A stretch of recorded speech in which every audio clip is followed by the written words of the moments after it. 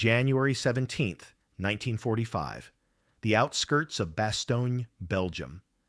The morning mist clung to the Ardennes forest like a shroud, carrying with it the acrid smell of cordite and the metallic tang of frozen blood.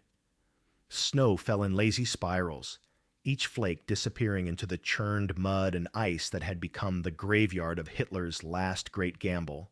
In a commandeered farmhouse 3 kilometers from the American lines, Oberst Heinrich Müller stood before a frost-covered window, his breath forming small clouds in the frigid air. His iron cross caught what little light filtered through the grimy glass, a testament to 4 years of unwavering service to the Reich. Müller was 42 years old, a career officer who had witnessed the Wehrmacht's lightning conquest of Poland, the stunning fall of France, and the early triumphs on the Russian front. He carried himself with the rigid bearing of Prussian military tradition, his uniform pressed despite the chaos around him, his boots polished to a mirror shine even in these final, desperate hours of the Battle of the Bulge. In his weathered hands, he held a pair of field glasses, occasionally raising them to observe the American positions through the swirling snow. What he saw there filled him with a mixture of contempt and disbelief that would, in the coming days, transform into something far more profound. The American soldiers across the valley appeared to him as children playing at war. They moved with casual indiscipline, their helmets tilted at jaunty angles, their equipment scattered about their foxholes with careless abandon. Some appeared to be eating, always eating, Müller noted with growing irritation. Even in the midst of battle, in temperatures that froze saliva before it left a man's mouth, these Americans seemed more concerned with their next meal than with the sacred duty of warfare. It was everything Müller had been taught to despise about the soft, materialistic culture of the West. This moment of observation, this pause in the chaos of battle, represented more than just another skirmish in the closing act of World War II. It was the collision of 2 radically different philosophies, 2 competing visions of what human society should become.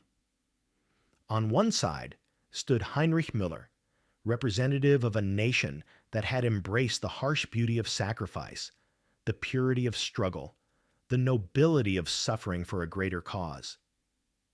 On the other stood the American forces, products of a society that believed abundance was not a sin, but a right, that comfort was not weakness, but strength, that the pursuit of happiness was as sacred as the pursuit of victory.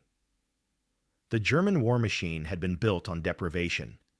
From the earliest days of the Nazi rise to power, the German people had been taught that want was virtue, that hunger sharpened the spirit, that luxury corrupted the soul. German soldiers ate black bread and thin soup while dreaming of a 1,000-year Reich that would justify every sacrifice. They had been conditioned to view American plenty with suspicion and scorn. Surely a nation that fed its soldiers so well, that shipped ice cream across oceans, that treated warfare as if it were merely an extension of civilian comfort, could not possess the spiritual fortitude necessary for true victory. Müller lowered his field glasses and turned to his aide, Lieutenant Braun, a hollow-cheeked young man whose uniform hung loose on his diminished frame. "Look at them, Braun," Müller said, his voice carrying the weight of 4 years of war. "Eating again." Even now, with death all around them, they think of nothing but their stomachs. How can such a people ever understand the meaning of sacrifice? But Heinrich Müller was about to discover that his understanding of strength and weakness, of character and corruption, was fundamentally flawed. The Americans across that frozen valley were not weak because they were well fed. They were strong because their nation possessed the industrial might and organizational genius to feed them well. They did not fight in spite of their comfort, but because of it. Because they carried with them, in every K-ration and every care package from home, a tangible reminder of what they were defending: The transformation of Müller's worldview would begin 3 days later, on January 20th, when the tide of battle finally turned against the German forces. The promised reinforcements never arrived. The Luftwaffe, once the terror of European skies, managed only sporadic sorties before disappearing entirely. Ammunition ran low, then ran out. Food became a memory. One by one, Müller watched his men, proud soldiers of the Wehrmacht, veterans of a dozen campaigns, begin to surrender to an enemy they had been taught to despise. Müller himself held out until the morning of January 22nd, when American shells finally found his command post. The explosion that ended his war threw him 20 feet through the air, leaving him unconscious in a crater filled with smoking debris and the bodies of his staff. When he awoke, it was to find an American medic, a boy who looked no older than his own son, carefully bandaging a shrapnel wound on his forehead. "Easy there, Colonel," the medic said, in accented but understandable German. "You've got a pretty good knock on the head, but you'll live." Müller's first instinct was to reach for his sidearm, but his hand found only empty air. His Luger was gone, probably buried somewhere in the rubble of his command post. He was a prisoner now, a thought that filled him with shame so profound he could barely breathe. To surrender was to betray everything he had sworn to uphold, everything he had taught his men to believe. The American medic, his name tag read Kowalski, finished with the bandage and helped Müller to his feet. "Can you walk, sir?" "We've got a processing station set up about a mile back. You'll get a hot meal and a chance to rest." A hot meal. Even as a prisoner, even in defeat, the Americans spoke of feeding him. Müller wanted to refuse, to maintain some shred of dignity in this moment of ultimate humiliation. But his stomach betrayed him with a loud rumble. He had not eaten a proper meal in 6 days, had been surviving on half-frozen scraps and melted snow. The promise of food, no matter how shameful it felt to accept it from the enemy, was more than his weakened body could resist.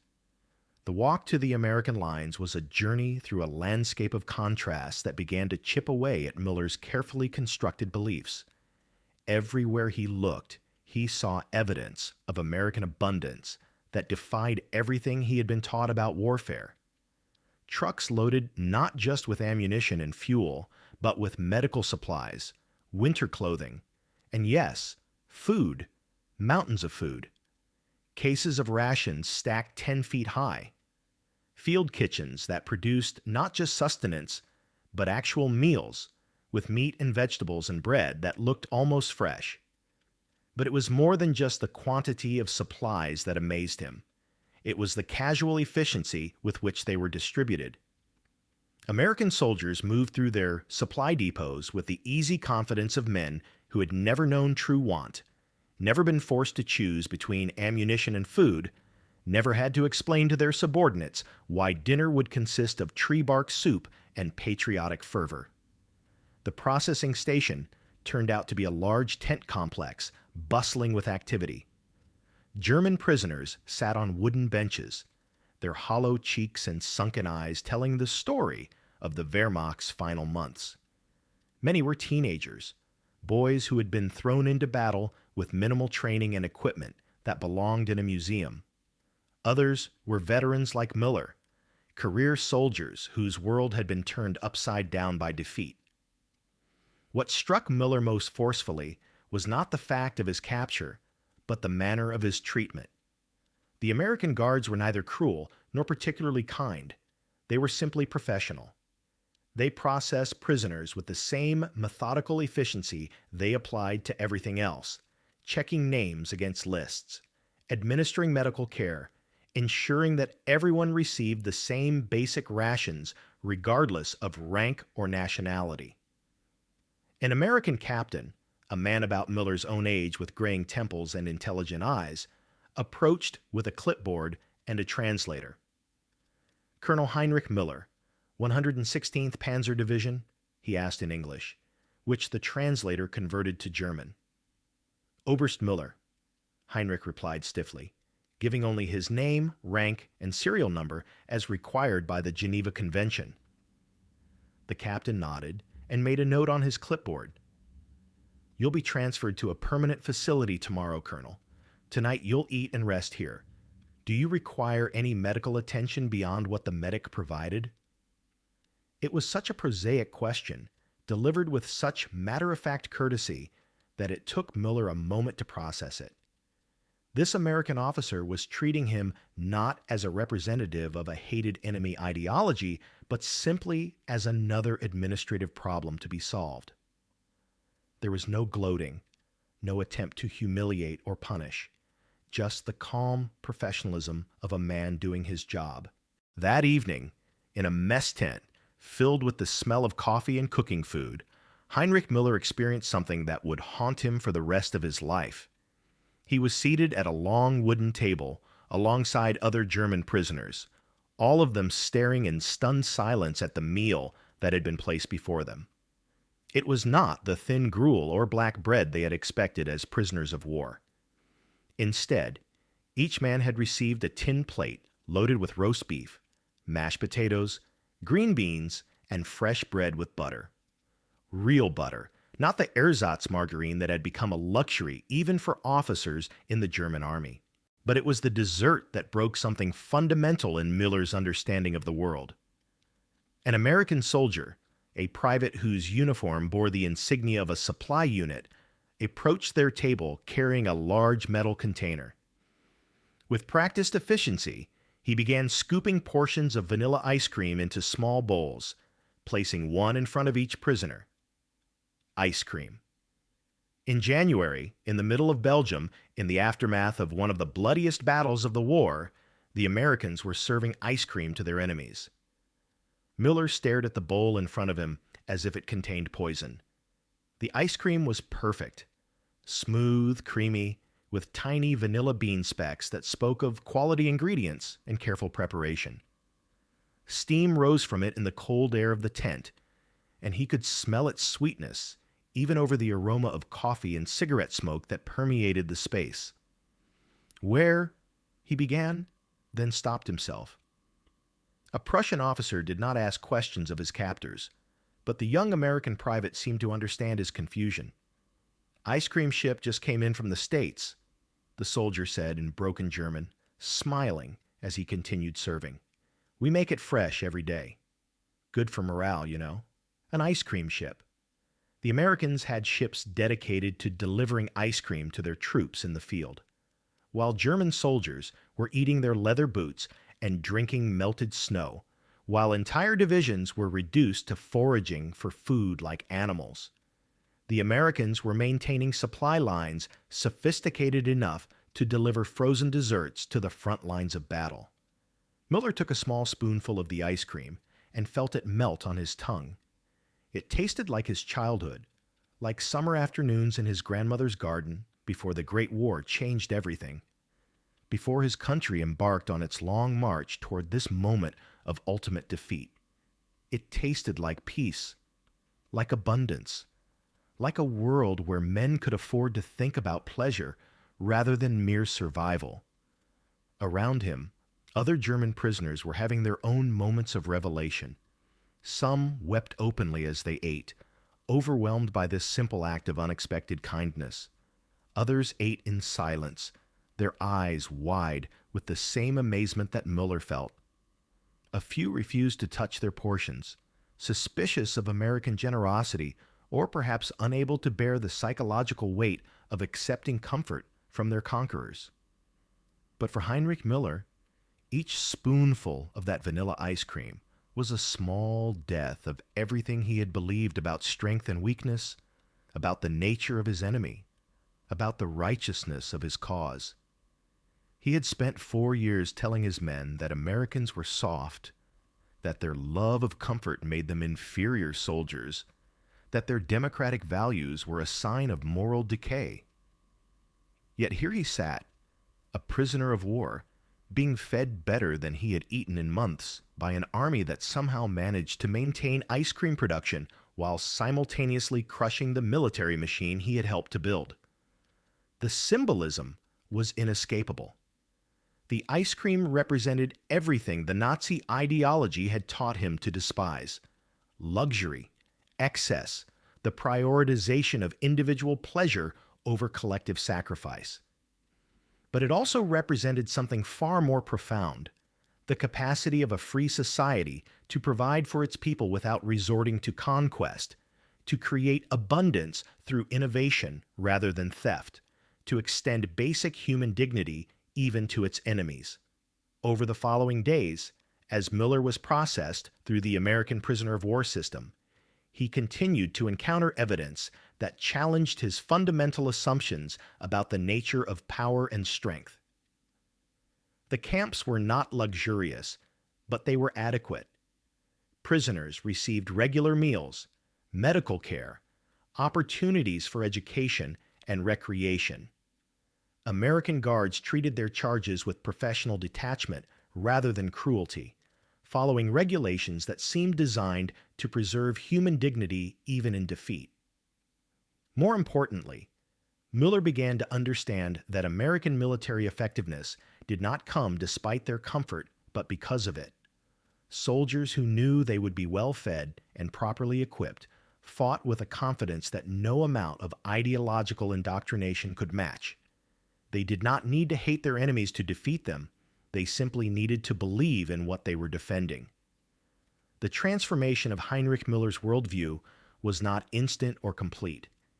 Years of Nazi indoctrination could not be undone by a single bowl of ice cream, no matter how symbolically powerful. But doubt, once planted, has a way of growing. In the quiet hours of his imprisonment, Müller found himself thinking not about German superiority or the nobility of sacrifice, but about the simple human kindness of that American medic who had bandaged his wounds, about the casual efficiency of soldiers who could deliver ice cream to a battlefield, about the systematic decency of a military that fed its prisoners better than his own army had fed its soldiers. He began to write letters to his wife, letters that would never be sent, since mail from prisoners was heavily censored, in which he tried to work through his growing understanding of what had really happened to his country. "We told ourselves that our suffering made us strong," he wrote in one unsent letter, "but perhaps we were simply making ourselves weak. We told ourselves that their comfort made them soft, but perhaps comfort is the natural state of human beings, and suffering is simply what happens when that natural state is denied." The war in Europe ended on May 8, 1945, just over 3 months after Müller's capture. He heard the news while working in the camp's kitchen garden, a project that American administrators had established to give prisoners meaningful work and to supplement their rations with fresh vegetables. The irony was not lost on him. Even in captivity, he was eating better than he had as a free officer in the German army. When the official announcement came over the camp's loudspeaker system, Müller felt no surge of patriotic defiance, no renewed commitment to a lost cause. Instead, he felt something he had not experienced in years: relief. The killing was over. The dying was done. His countrymen could stop pretending that starvation was strength, that deprivation was virtue, that the pursuit of an impossible dream justified any sacrifice. Müller was repatriated to Germany in the spring of 1946, returning to a country that existed only in name. The Third Reich was gone, its cities reduced to rubble, its people scattered and traumatized. He found his wife and son living in the basement of what had once been their home in Munich, surviving on rations provided by the Allied occupation forces. Even in defeat, even in the midst of reconstruction, the Americans continued to feed their former enemies. The remainder of Heinrich Müller's life was spent in quiet reflection on the lessons he had learned in that prisoner of war camp. He never spoke publicly about his experiences, never wrote memoirs or gave interviews. But those who knew him in his later years, he lived until 1983, noted a fundamental change in his character. The rigid Prussian officer had been replaced by a thoughtful, gentle man who seemed to find joy in simple pleasures. a good meal shared with friends, an afternoon in his garden, the laughter of his grandchildren. He often told these grandchildren stories about the war, but they were not the stories of glory and sacrifice that might have been expected from a veteran officer. Instead, they were quiet tales about the importance of kindness, about the way small acts of human decency could illuminate the darkness of even the most terrible times. And sometimes, on hot summer afternoons, he would take his grandchildren for ice cream, watching their faces light up with pleasure as they ate, remembering a moment when frozen sweetness had taught him more about the nature of civilization than 4 years of warfare ever could. The bowl of vanilla ice cream that Heinrich Müller ate in that American mess tent on January 22nd, 1945, was more than just dessert. It was a symbol of everything that separates civilization from barbarism, abundance from scarcity, hope from despair. It represented the revolutionary idea that human beings are entitled to more than mere survival, that a just society provides not just for the basic needs of its people, but for their happiness as well. In the grand sweep of World War II, Müller's transformation was a tiny footnote, the story of one man's gradual understanding that he had been fighting on the wrong side of history. But it was also a testament to something larger and more important: the power of simple human decency to transcend the boundaries of nation and ideology, the capacity of abundance to defeat scarcity not through force but through example, the revolutionary nature of a society that believes its enemies deserve ice cream. The America that fed Heinrich Müller in his captivity was not perfect. No nation ever is. But it was a country that had learned something essential about the relationship between power and responsibility, between strength and kindness. It understood that true victory came not from the ability to destroy one's enemies, but from the wisdom to transform them, not from the capacity to inflict suffering, but from the generosity to provide comfort even to those who had sought to destroy everything it represented.